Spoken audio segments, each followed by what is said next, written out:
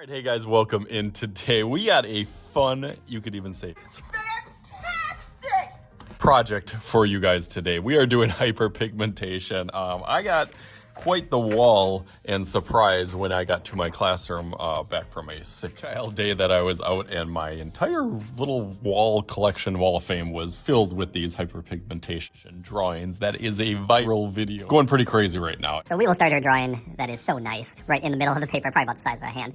First thing that I noticed is the profile of it, lightly, because I don't want to make a mistake. I've never drawn this before. I'm gonna start with kind of the top of the head, a little bit pointy, and then it comes down for the forehead, goes out to the nose. And then back in, nice and quick. And then down, a little bubble kind of bump for the lips. And then that curves all the way back around. Down, kind of up here. You can follow that line. And then that goes all the way back up here. Now the hair will kind of be triangular. Kind of headed a little bit on this side, a little bit on this side. Kind of tucks up a little bit as it goes into that beautiful ponytail. Kind of loops over here. And then the same, maybe a little bit thinner. Gets a little bit thicker. And then down, nice and straight. It's starting to look like it now. Giant circle here with a little slice, or kind of that moon, or the pupil in the middle. Little nose hole here. And then some lips, just a curvy line that goes one way, curvy line that goes the other way, with a line right in the middle, curving that. Definitely looks like it. And then that beautiful hyperpigmentation right over here with some shading.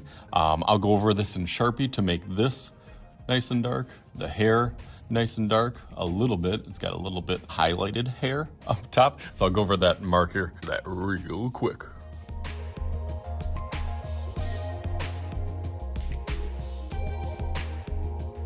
All right, there we got hyperpigmentation. Of course, I am not done though. I got to have some fun with the background. So let's make a little magic happen as I finish it out.